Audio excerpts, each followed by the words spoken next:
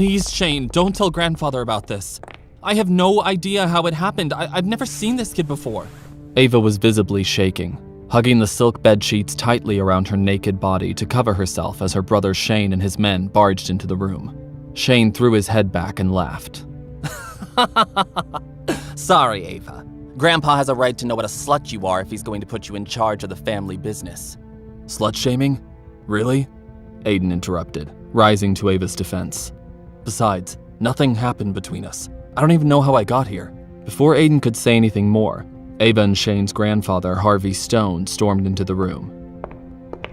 As soon as he saw Ava in bed with Aiden, his eyes turned dark with anger. It's not what it looks like, Grandpa. Please, let me explain. Ava begged him. Harvey shook his head. Your actions speak for themselves. When Shane told me what you were up to, I didn't believe him. But there's no way to deny what I see right now with my own 2 eyes. You know very well what my rules are.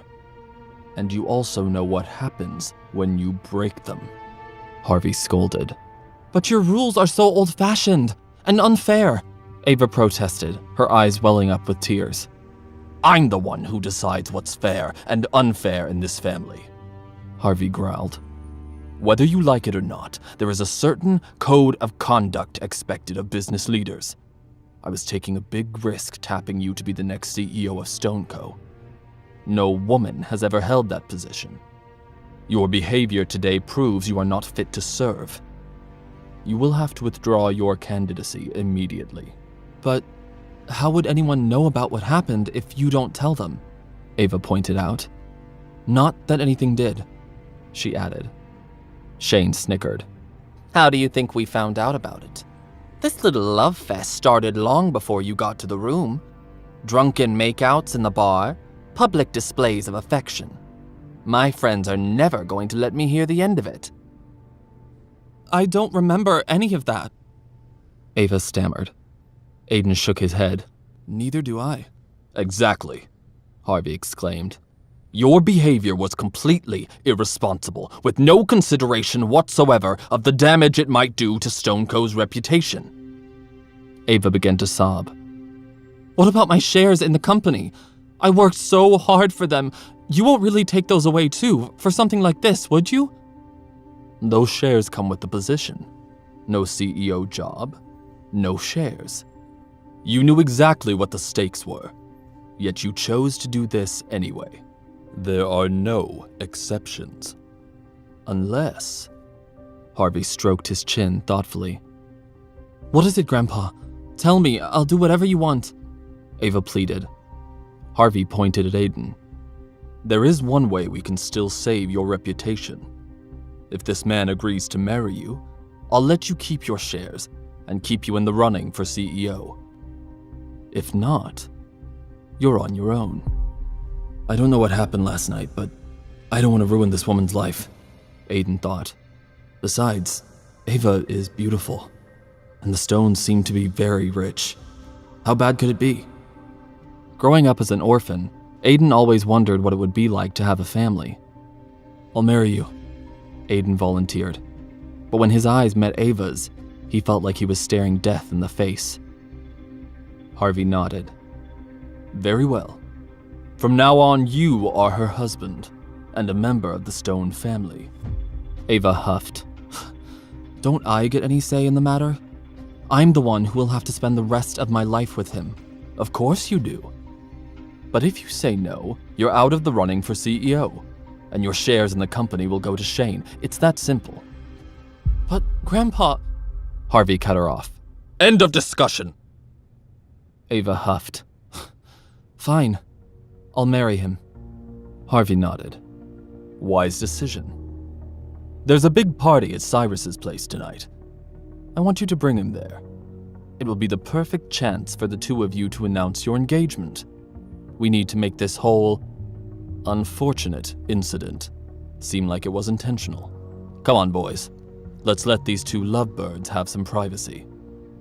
Shane and his men followed Harvey out of the room. Shane sneered at Ava on his way out. Congrats on the new husband, sis. As soon as they were gone, Ava looked at Aiden, tears streaming down her face. "You ruined my life," she wailed. "This is all your fault." She ran into the bathroom and shut the door. "But I really don't know how this happened either," he shouted through the door. Aiden wondered if she would ever come out, but after a few minutes, she reappeared, sniffling and dabbing at the corners of her eyes with a tissue. She threw Aiden a towel to cover himself up. "This engagement is only temporary, until I can figure a way to get us out of this. Until then, we need to act the part. Come on, get dressed.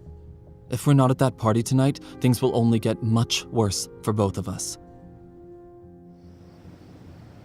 That night, Ava arranged for one of her drivers to pick Aiden up at his apartment so they could go to the party together. When the car arrived outside his building, Aiden took one last look in the mirror.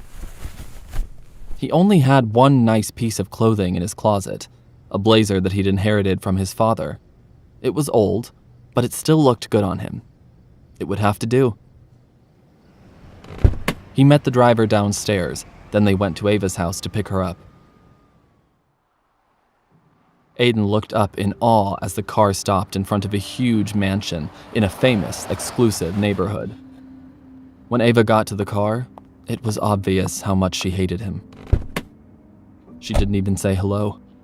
Still, I have to admit that she looks beautiful, Aiden thought. And she must be even richer than I imagined. Her shoes alone are probably worth more than I earn in a month. As they drove to the party in silence, Aiden grew nervous. He fidgeted with the ring on his finger, rotating it in circles. "You should take that ring off before we go in," Ava said suddenly. "It's ugly." It was the first thing she had said to Aiden since she got in the car. Aiden shook his head. "This ring is very important to me. I can't take it off." Ava rolled her eyes and let out a huff. She didn't speak to Aiden again for the rest of the trip. As soon as they arrived at the party, Ava got out of the car and started walking towards the house. As Aiden hurried to catch up to her, he noticed that Cyrus's house was like a fortress. Men carrying semi-automatic weapons were patrolling the grounds and flanking the entrance. "What the hell?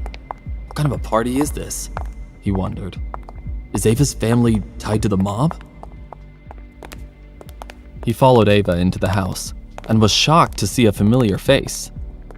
"Hey, what are you doing here, loser?" It was Vanessa's new boyfriend, Derek, who was just as surprised to run into Aiden at the party as Aiden was. Aiden smirked when he noticed that Derek was wearing a bandage on his face. "Oh, good. I must have broken that jerk's nose when I punched him." "Be nice, Derek," Aiden warned, clenching his fists. "Remember what happened last time?" Derek got into a fighting stance. "You got lucky, that's all. This time, I'm ready for you." Suddenly, a well-dressed man appeared and wedged himself between Derek and Aiden. "What the hell's going on here?" "This man snuck into your party, Cyrus," Derek replied. "He doesn't belong here." Cyrus looked Aiden up and down. "It's true that I've never seen you before. Who are you, and why are you here?" Aiden stood there speechless for a moment. "Honestly, I have no idea why I'm here." "He's with me," Ava admitted, reluctantly. Derek's mouth fell open. "Ava? Why are you hanging out with this guy? He's a joke." Suddenly, Cyrus noticed Aiden's ring, and his expression immediately changed. "Come with me. I want to speak to you alone," he told Aiden. Aiden looked around at the armed guard standing nearby and realized he didn't have a choice. He followed Cyrus to his office. Derek was smirking as he watched Aiden go. "Thanks, Cyrus. And Ava, you should stay away from him too if you know what's good for you." "Oh, shut up, Derek," Ava snapped. She watched nervously as Aiden disappeared into Cyrus's office. "Can I see that ring you're wearing?" Cyrus asked Aiden as soon as they were alone. Aiden covered the ring with his hand protectively. "Why?" "Don't worry. I'm not going to steal it. I just want to see something. Please?" Aiden finally took off the ring and handed it to Cyrus, who studied it carefully. When Cyrus saw the T inscribed on the inside of the ring, His mouth fell open. Tiger! It's you! It's really you! He shouted. Aiden was in shock. The only other person who had ever called him Tiger was his father in the recurring nightmare he had every night. But how could Cyrus know that? I can't believe we finally found you. I have been looking for you for years, 18 years to be exact, Cyrus exclaimed. Did you know my father? Aiden managed to sputter, his heart pounding in his chest. I didn't just know your father. Cyrus pointed to a picture of 3 men hanging on the wall. In the photo, Aiden's father Samuel was standing next to Cyrus and a 3rd man Aiden didn't recognize at first. We were business partners. The 3 of us built a business empire together, worth billions of dollars. Why does that other man look so familiar? Aiden wondered.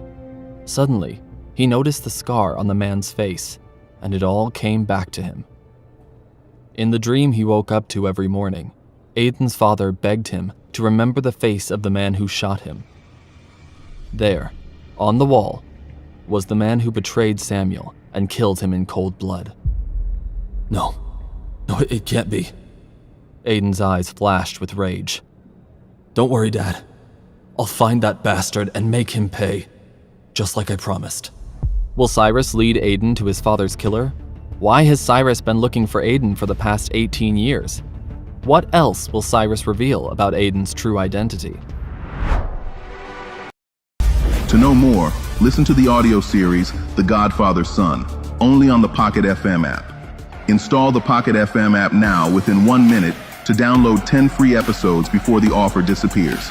Download now.